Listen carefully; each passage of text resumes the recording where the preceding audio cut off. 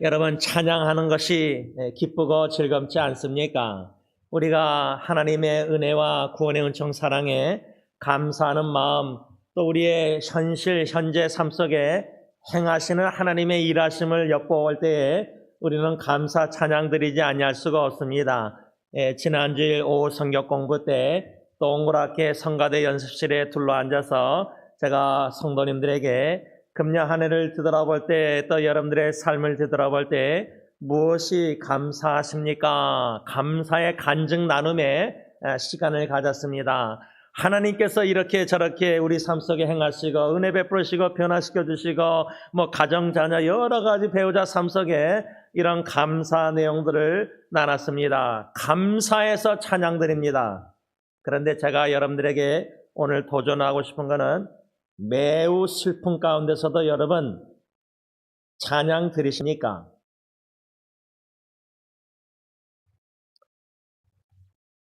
(2012년) 약 11년 전에 우리 승리장로교의 표가 내 영혼아 주님을 찬양하라. Praise the Lord, O my soul. 내 영혼 지원이의 영혼아 너는 하나님을 찬양하라. 주님을 감사할 때도 내 영혼아 주님을 찬양하라. 매우 마음이 아프고 슬퍼도 내 영혼아 주님을 찬양하라. 그래서 2012년 이 표를 걸고 표 구절은 시편 105와를 찬양할지어다 할렐루야. 이 말씀 구절 중심으로 그 2012년 한 해 동안 제가 강단에서 매 주일마다 설교한 말씀 내용이 뭐냐면 성경 66권에 나오는 중심으로 말씀을 묵상했습니다. 예를 들자면 모세의 노래들, 또 발람의 노래들, 또 드보라와 바락의 노래, 또 다윗의, 또 여인들의 노래, 하박국의 노래, 또 요한계시록에 나오는 모세의 노래, 어린 양의 노래, 또 시편 120편부터 나오는 성전에 올라가는 노래들을 중심으로 하나님의 말씀을 선포했었습니다. 특별히 성탄주일 그해 맞이해서 누가복음 2장 14절 오늘 본문에 지극히 높은 곳에서는 하나님께 영광이요 땅에서는 하나님이 기뻐하신 사람들 중에 평화로다. 이것은 천사들의 노래였습니다. 이 천사들의 노래를 오늘 이 아침에 묵상하고자 합니다.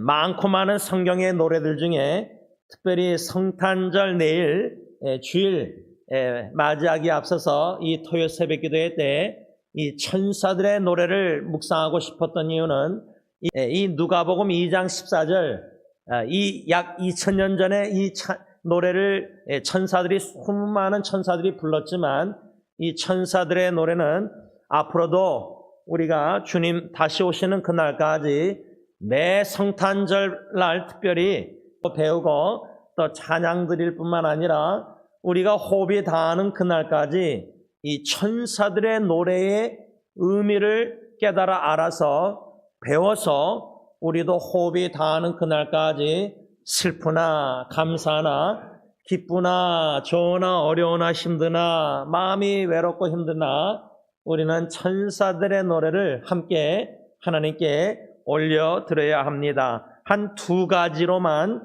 간단하게 말씀을 묵상하고자 합니다. 첫째로 목자들이 들은 천사들을 통해서 목자들이 들은 큰 기쁨의 좋은 소식, 이 좋은 소식이 무엇인가? 오늘 본문 누가복음 2장 10절에 천사가 이르되 무서워하지 말라. 목자들에게 하는 말, 무서워하지 말라.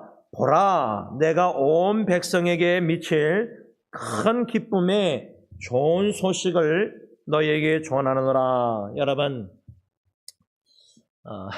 저는 12월 달만 되면은 근데 희한합니다. 제 목회도 그러고 개인의 삶 인간관계도 그러지만 1년이 1월 달부터 12월 달 12개월 했는데 1월 달하고 12월 달, 제가 히브리어 문법으로 인클루시어 샌드위치법이라 그래서 성경의 첫째 절과 마지막 절이 똑같은 주제로 말씀을 이렇게 기록된 것들을 우리가 인클루시어 샌드위치법이라고 쉽게 제가 설명을 여러 번 했는데 1년 한 해 12개월에 인클루시어 1월 달과 마지막 달 12월 달에 제일 어렵고 힘든 소식들을 여러 해 동안 들었습니다.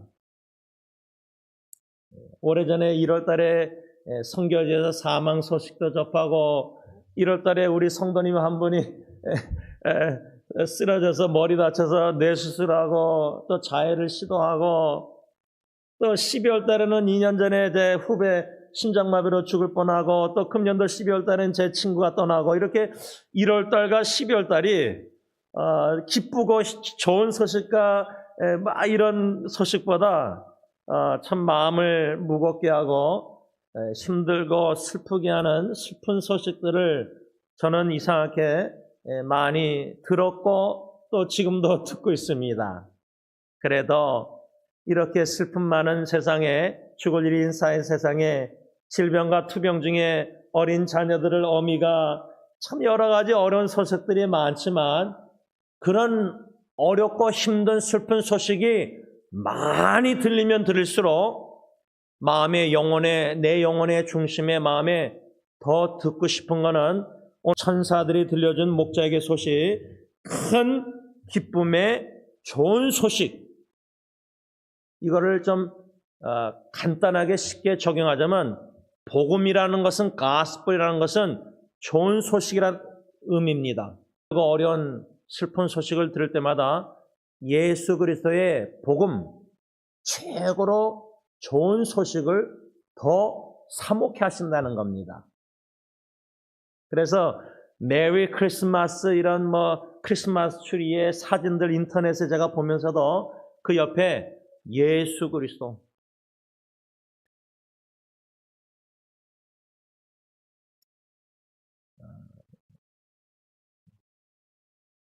예수 그 이름이라는 복음성가, 예수 그 이름, 다음 줄 좀 그 말씀도 좀 묵상하고 싶은데 어려운 소식들을 접할 때마다 예수 그 이름을 더욱더 묵상하게 되고 예수라는 이름의 뜻 God is salvation, 하나님은 구원이시라, 우리를 죄에서 구원하시고 죄의 형벌에서 건져주시고 구원해주시고 영적인 죽음과 영원한 죽음에서 건져주시고 구원해주시고 모든 죄를 사해주시고 영원한 생명을 주시고 하나님의 자녀로 삼아주신 이런 예수 그 이름에 내포된 복음의 기쁜 소식의 모든 성경 말씀의 복음의 진리를 묵상케 하시는 기회가 아닐 수 없다 그 말입니다. 그래서 저는 오늘 이 2장 10절에 천사들이 목자들에게 들려주신 무엇이냐면 11절에 오늘 다윗의 동네에 우리를 위하여 구주가 나셨으니 곧 그리스도 주시니라. 이 큰 기쁨의 좋은 소식을 천사들이 목자들에게 들려주셨다 그 말입니다. 이 아기 예수 탄생의 소식이 왜 큰 기쁨의 좋은 소식이로 우리의 구주, 둘째로 그리스도 주님. 이 단어의 의미를 우리가 더 예수 그 이름을 묵상할 때 구주, 그리스도 주님, 이 단어의 의미도 신학적으로 너무 깊습니다. 웨스민스터를 다닐 때 조직신학 교수님이 이 기독론, 예수 그리스도에 대해서 책을 이렇게 두껍게 쓰셨는데 참 어렵습니다. 해박한 지식이 있는 교수님이 말씀을 가르쳐 주셨는데 책을 쓰셨는데 배우고 읽고도 잘 못 깨닫겠습니다. 그래서 제가 조금이나마 성령님께서 은혜로 깨닫게 해주신 말씀을 여러분들에게 여러 번 설교했었습니다. 이 아기 예수의 탄생이 왜 큰 기쁨의 소식인가? 그러니까 예수님이 우리를 위해서 이 땅에 베들레헴 마가간의 낮은 곳에 태어나시고 33년 또 십자가에 죽으심 행하신 이런 말씀들을 우리가 많이 복음을 통해서 진리를 배우지만 예수님의 삶과 행하신 이것을 우리가 묵상하면서 초점은 뭐냐면 예수님이 누구이신가가 참 중요합니다. 그러면 예수님이 누구이신가를 알기 위해서는 아주 중요한 게 뭐냐면 오늘같이 천사가 들려준 그 소리의 음성에 아기 예수를 가리켜서 구주, 그리스도 주 이런 단어들의 원어뿐만 아니라 그 의미가 성경적으로 신학적으로 뭔가가 아주 중요한 거예요. 예를 들자면 제가 예수님이 그리스도다. 근데 요한일서도 우리가 배웠지만 마지막 때 적그리스도들이 나타나서 거짓 선자들, 거짓 예언자 목사들 나타나서 거짓 복음, 다른 복음을 전할 때에 예수는 아니다. 예수님은 하나님이 아니다. 예수는 그리스도가 아니다. 그리스도라는 것은 히브리어로는 메사야. 구약의 예언자들이 메시아의 오심을 얼마나 예언했습니까? 근데 메시아가 오셨는데 신약에 예수를 메시아, 즉 헬라어로는 그리스도라고 믿지 않았습니다. 그냥 나사렛 목수의 아들 예수로만 알았습니다. 그런 아들이 뭔가 기적을 행하니까 이 사람이 하나님이 모세 오경에서 말한 신명기에서 말한 the prophet인가. 근데 우리가 아는 예수님은 그 선자뿐만 아니라 왕 중의 왕이시요 또 하이 프리스트 대제사장이라고 배웠지 않습니까? 메시아 그리스도라는 의미는 anoint one, 기름 부음을 받은 자 아닙니까? 누가 기름 부음을 받았습니까? 왕입니다. 사무엘이 다윗에게 기름 부어 왕으로 세웠지 않습니까? 사울 몰래. 기름 부음 받은 자 메시아 그리스도 예수 왕. 예수님은 왕 중의 왕이시다. 그리스도라는 말은, 메시아란 말은 많은 왕들이 역대와 역대상, 열왕기상, 열왕기상 다 나오지만 북쪽에 이스라엘, 남쪽에 유다왕을 중심으로 기준으로 다윗과 같이 행했더라, 다윗과 같이 행하지 않았다. 이스라엘 북쪽은 여로보암 기준으로 이런 말씀들이 다 나오는 이유가 뭐예요? 다윗도 죄를 범하고 완전한 왕이 아니었어요. 그런데 그나마 열왕기상, 상하, 역대상하 다 나오는데 요한계시록에는 예수만이 왕 중의 왕이시다. 완전한 그리스도, 기름 부음 받은 자, 왕 중의 왕. 그래서 왕 중의 왕이신 주님이 나라를 다스리시는 왕. 왜 성경에 먼저 그의 나라와 그의 의를 구하라. 그러니 이 성경의 모든 말씀들이 예수 그리스도 핵심 중심과 다 연관된 말씀이라는 거예요. 그래서 이 아기 예수 탄생이 왜 그리도 큰 기쁨의 좋은 소식인가? 아기 예수는 그리스도 주, 구주, 그리스도라. 왕 중의 왕이시다. 또 누가 기름 부음을 받았어요? 선지자. 모세만큼 위대한 선자가 유대인들에게는 없어요. 물론 사무엘도 위대하죠. 그러나 모세만큼 위대한 선자가 없어요. 근데 모세가 신명기에 예언해죠. 자기는 이제 앞으로 가나안 땅 못 들어가고 죽을 거니까 the prophet, 관사가 붙었어요. 그냥 많은 선자에게 한 명이 아니라 the prophet, 대문자 P, prophet, 그 선자가 장차 올 거다. 모세 시대 예언했어요. 그런데 신약에 예수님 그 선자가 오셨는데 그 선자의 복음을, 음성을 자기 백성들이, 유대인들이 듣지도 않고 영접도 안 했어요. 그리스도라는 의미가 이렇게 왕 중의 왕, 그 선지자, 그 다음에 히브리서에 특별히 많이 말씀하고 있는 하이프리스트, 대제사장. 그러니까 여러분, 이렇게 천사에 들려준 큰 기쁨의 좋은 소식, 아기 예수 탄생의 의미가 뭘까? 예수님이 누구인가를 알아가야 된다는 거예요. 예수님을 가장 고상한 지식인 성경 66권을 통해서, 저자인 성경 66권을 통해서 예수 그리스도를 알아가면 알아갈수록 어떤 슬픔과 괴로움과 엉엉 우는 힘든 소식들을 접해도 더욱더 예수를 갈망하고 더욱더 예수를 소망하고 재림을, 예수의 오시는 기쁜 소식을 천사를 통해서 목자들이 들었지만은 우리가 지금 들어야 될 소식은 천사들의 말씀을 통해서 성령님이 들려주시는 예수 그리스도의 다시 오시는 재림의 기쁜 좋은 소식을 들어야 된다는 거예요. 그래서 세례 요한처럼 예수님의 오심을 준비했잖아요. 6개월 전에 태어난 사가랴 엘리사벳 아들, 우리가 재림주 예수의 다시 오심을 준비하는 세례 요한처럼 신앙생활을 하며 사역해야 돼요. 그리스도 주님은 흥해되고 가지고 십자가 뒤에 가려져야 된다는 거예요. 예수만 보여야 되고 우리 눈에, 믿음의 눈에 예수의 이름만, 예수만 나타내야 된다, 복음을 전해야 된다는 거예요.